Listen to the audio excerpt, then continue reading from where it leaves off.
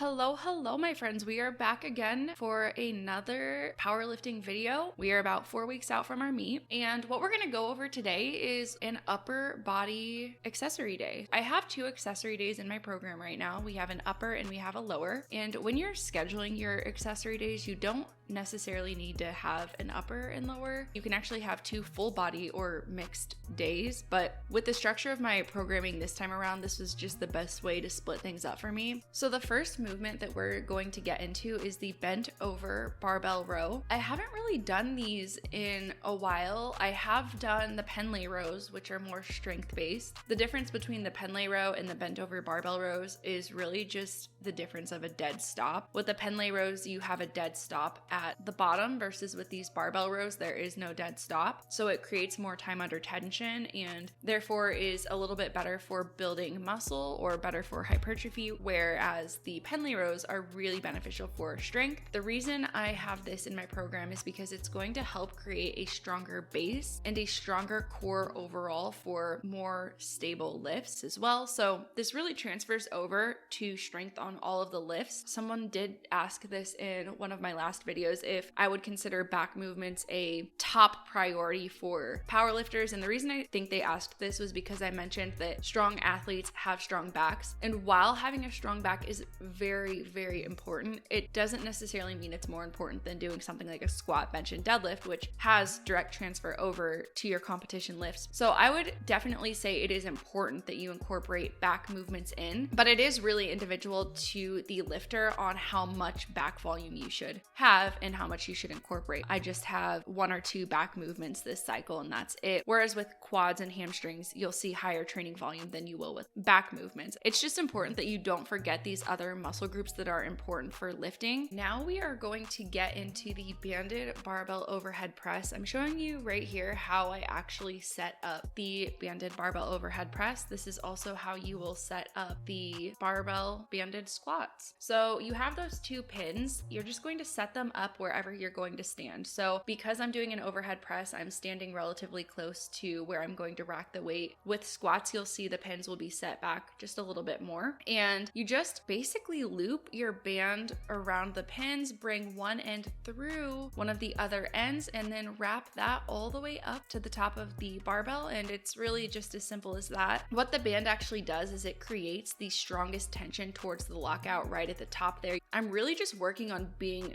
explosive at my weak points with this movement. My weak point in my bench press is shoulders. So if I can get my shoulders to get stronger within these next 4 weeks, I may be able to increase my bench press even more than I already have. This movement is great for building the shoulders, great for the strength and hypertrophy aspect here. We are doing this one more for hypertrophy. So even though I mentioned being explosive, I'm still working on being controlled. You can see on the way down, I'm still controlling the bar and I'm not letting the bands kind of just pull the weight all the way down. With my weak point in bench press, my weak point is right off of my chest. So you'll see about 1/2 inch to 1 inch off of my chest is where I'm going to struggle the most with pressing. So when you are weak off of your chest, that typically implies that your weak points are your shoulders and your chest. I do have a pretty strong chest, so you can kind of assess this and see where your true weak points are. And that is why we are going to have heavier shoulder volume this cycle. That said, I actually am increasing my chest volume this cycle as well, just to see if it helps my bench. I really didn't do too much chest volume last cycle, if you guys can recall. I think it's that time where we start to increase that volume a little bit more to increase my bench press.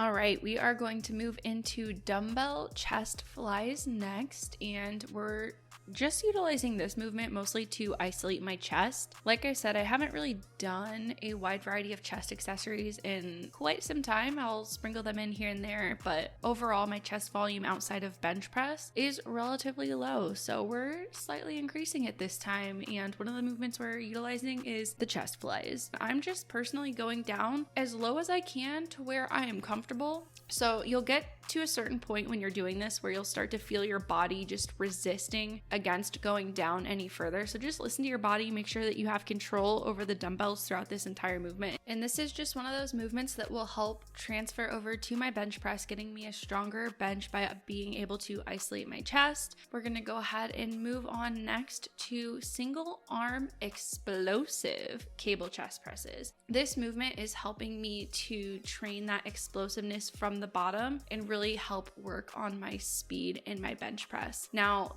I have a couple things to say on this. So first is I'm working on single arm to really make sure that the one side isn't really taking over for the other. I do have imbalances in my arms. Most people have a slight imbalance in their arms, in their legs. This is relatively normal, but you don't want it to impact your lifts and you don't want it to be a dramatic difference. A slight difference is relatively normal. So I'm doing the single arm for that reason. I really want to make sure that each arm is getting the TLC, the time, love, and care that it deserves, so that one side isn't taking over for the other. Now, if your goal is to strictly work on speed for bench, I would personally not do this movement and instead do the speed work on the barbell. But like I said, I wanted to focus this as more of a single arm movement and sort of change up the variation from what I've been doing for the past 6 to 12 months. Next, we are moving into dumbbell curls. We are doing the 21s, which I have not done these in ages either. And if you're not familiar with what 21s are, it is 21 reps of curls. We do 7 full reps and 2 sets of 7 half reps. So I start off with 7 full reps and then I immediately move into 7 reps from the bottom and then I move into 7 reps at the top, all without resting. My last prep, I didn't really do too much bicep work because I didn't really have room for it, but this time I am incorporating it because I do have room for it, and it is really important to train your biceps. This is kind of what I was talking about earlier on in the video, that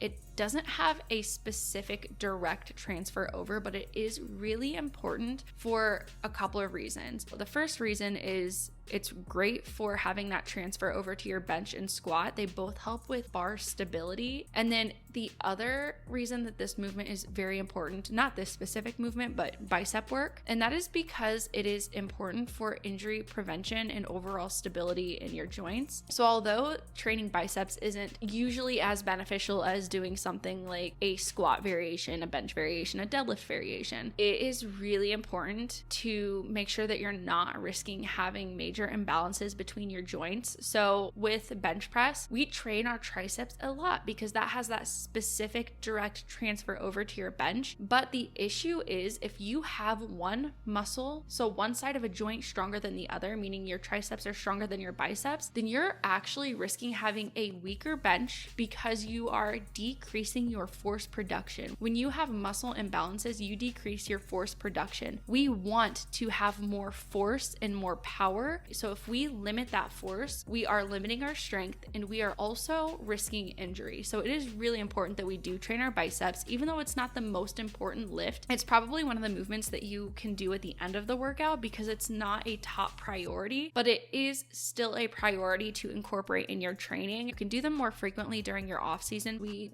move on to our last movement, which is seated banded face pulls. I like to switch between seated and standing face pulls. Face pulls are probably one of my favorites for rear delts for me personally, only because my body just gets that movement better. Some people just get certain movements better than others. I'm doing banded this time around because I mostly do cable. Banded just kind of changes up the type of resistance that I'm getting. When it comes to the shoulders are most commonly injured in powerlifters, so just being sure that we're keeping the shoulders strong and healthy. After we were done lifting, we actually headed straight to this spot called Heber Springs in Arkansas.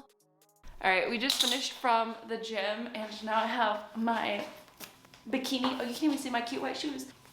There we go. We're going to Heber Springs in Arkansas, driving an hour and a half somewhere, I don't know, up north somewhere. We did this yesterday, but we're going again today. We bought a grill, an $115 Coleman grill, 3-in-1. So we're gonna grill some food, eat some burgers, go cliff jumping. This is our first time grilling ever. We also bought a hammock. We bought all the things just for today. It was our first time going this weekend. We actually went twice in the weekend. So I'm gonna include some of that in the vlog here as well and give you guys a little glimpse of my weekend and of my life. We have arrived. It is so beautiful here. It's so cool. There's a bunch of bluffs and little cliffs that you can jump off of. A ton of people floating, cooking out, lots of hammock activity. It's so much fun. I have no idea how to set up a hammock, but we're gonna try and hack the system right now and figure it out. I know you guys see my lifting a lot, but homegirl likes to travel. Homegirl likes to be chaotic, and here's a little bit of that. Here's a little glimpse into my life. I hope you guys enjoy.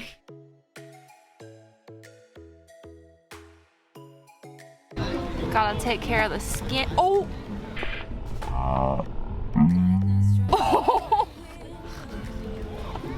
Alright, we'll try that again. We're using base sunscreen, cheap Walgreens version. Oh my gosh, last night, do you know what I'm about to say?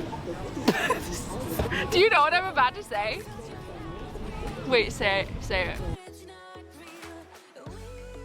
Alright, we got the sunscreen on. We got Brian over here trying to set up the grill.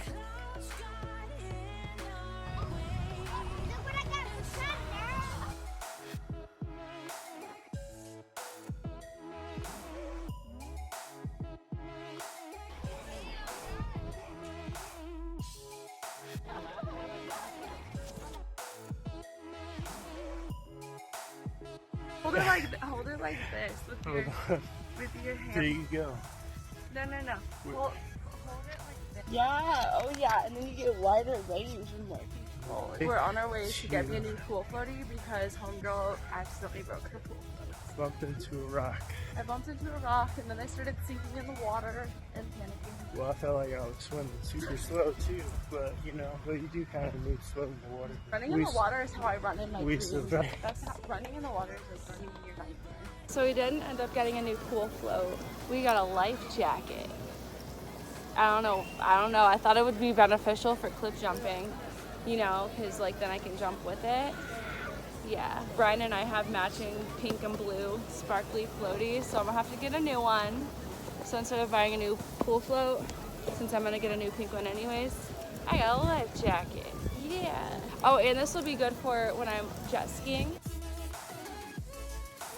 Guess who just totally was the one who figured out how to start the grill? This girl! I didn't turn the knob off all the way, so. He didn't know what he was doing, essentially, and neither did I, but I made it work because that's how ladies do it. Am I right? It was just a knob. We were about to pack up the dang grill until I came over and turned it all the way on, so. The honors and flipping our first grill. Yeah.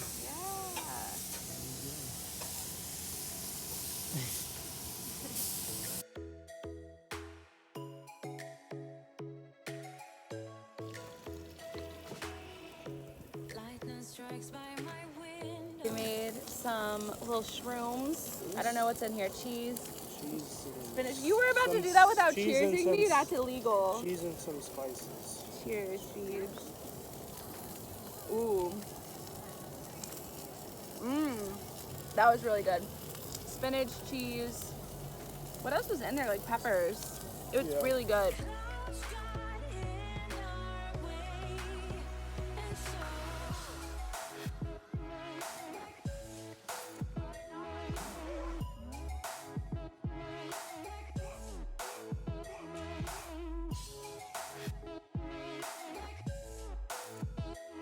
That is it for today's video. If you guys enjoyed, please do not forget to give it a like, subscribe, comment. All of those things help out my channel a ton, and I appreciate you so much for it. I will see you in the next video.